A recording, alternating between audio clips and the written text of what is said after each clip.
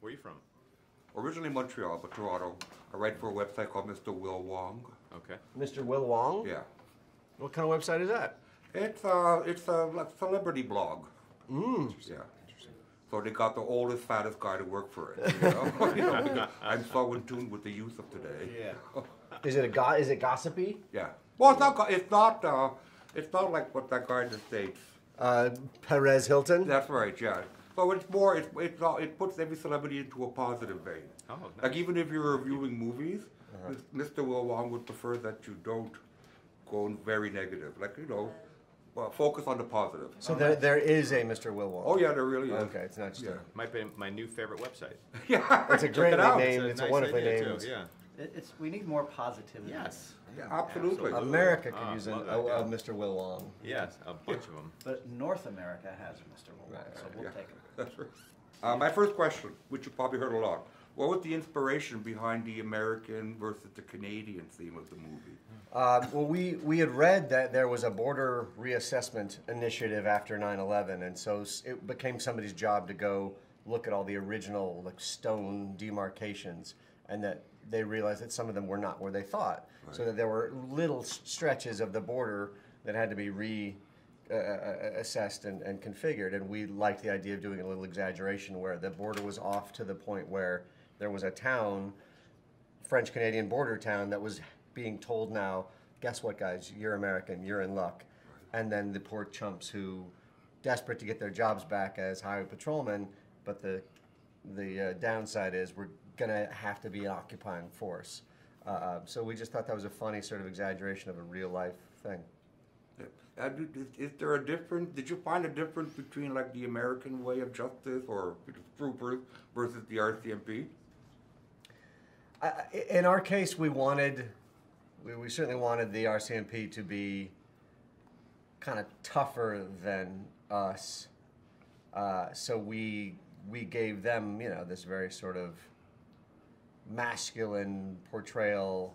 But I've had very few encounters with the real Royal Mounties, so I don't know. Are they? Would you say they are generally sweeter people? My experience with the RCMP is during events where they just have a picture with them. So I've only seen one moose in my life too. So I spent one summer up in the Thousand Islands, right, waiting tables, and I found that there were two kinds of Canadians. Like there were really sweet Canadians, the ones who said sorry, and there were also there was a really tough kind of Canadian that would come down that actually hated Americans, and had rough hands and thick mustaches, like a salmon fisherman. But that, to me, I don't think there's a third kind of Canadian. I think they're either really sweet or really tough. There's only two kinds of Canadian. That's it. Oh, and then French Canadians. Well, I was just going to say that, but I don't want to interrupt. Yeah, there is that. Oh, and then the Newfies. That's the fourth. While on that topic, now that you've seen a movie with an American audience and a Canadian audience, do we react differently to comedy? We were nervous coming into it, jumping the Lion's Den. We normally just kind of introduce the movie, go grab dinner, and then come back to the Q&A, but we all sat through it to see what the Canadian reaction was going to be, because it's the only city that we've screened it in. Yeah, last night was the first time we've shown Super Troopers 2 to a Canadian audience. So were there jokes that we missed, or were there jokes that we found funnier?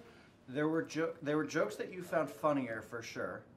And then there were also some jokes that Americans laugh at that Canadians weren't laughing at, like some of the initial anti-Canadian jokes before the audience realizes that the Canadians are actually going to get back at us in a big way, and in a better way. So there were a couple tense moments in there, I thought, which were kind of funny. But it was nice because there were some.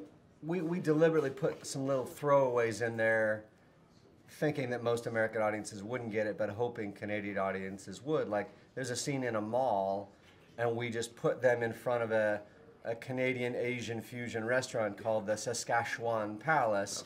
To me, that's my favorite joke in the movie, but it played last night, whereas I think in the U.S. their brains didn't even sort of register that we were making a I joke think Saskatchewan may be too long of a word. Yeah, Americans are too lazy to stick it out for the whole word, yeah. And also, one of my favorite things is we refer to the War of 1812. So I remember we were up in Calgary and somebody said that to us, oh yeah, well, remember when we burned down the White House? And we were like, you did what? And they're like, yeah, the War of 1812. We burned down the White House. We're like, what are you talking about? And then we went and looked it up, and it turned out that the Canadians didn't actually burn down the White House. The British did. Yeah. But the Canadians are still claiming that they burned down the White House. And you know what? Good for You'll them. let them have that. That's You can right, let 'em have exactly. that. But it's interesting that doesn't make such a big appearance in our American history books. No. Makes you realize like history really is written by the winners. You don't, anything like that you want to erase, expunge from history. Right, you dust that into the... So Was the 420 release date like a marketing tool, or was it something that was fortuitous? no, it was absolutely because the movie was done last year and. We had tested it, and it had played well, and the studio was really happy with it, and we thought it'd be coming out in the fall, and we got a call from marketing saying, hey guys, guess what? We looked at the calendar, and in 2018, 420 is a Friday. We think that'd be a great sort of strategy for the movie, and I think it is, but just from our point of view, a movie that took us this long to get made, to get a call that basically you're going to sit around for almost another year was a little tough. Yeah, we're like, that's like 10 months away, though. Yeah. But it's great. It's like they've created a holiday weekend for our movie to be released. And One last question. I really love seeing all of the cameos from like more established names like Linda Carter and Rob Lowe. How difficult was it to get them to sign on? And were there any people that you really were hoping to do a quick bit but you couldn't get, or they just didn't have the time to help you out? There's actually a Canadian actor that we thought about for Kevin Durand. Oh yeah. And he was a really funny Canadian actor, big, tall, intimidating, but he was working on another project.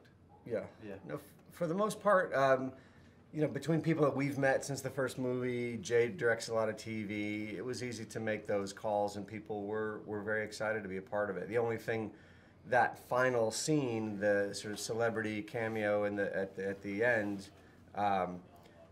we didn't know who that was going to be because we didn't know when it was going to be shot. It was going to be shot at the end. So there were all the references to it during the middle of the movie. We had to say like 10 names because we had this list of people that we were going to try to get to do it, and finally we landed on the person we landed on, which was pretty awesome. Thank you very much for your time. I really Thank appreciate it. you. And I Mr. really Will did have Wong. a lot of genuine laughs. I really did. And I never laughed.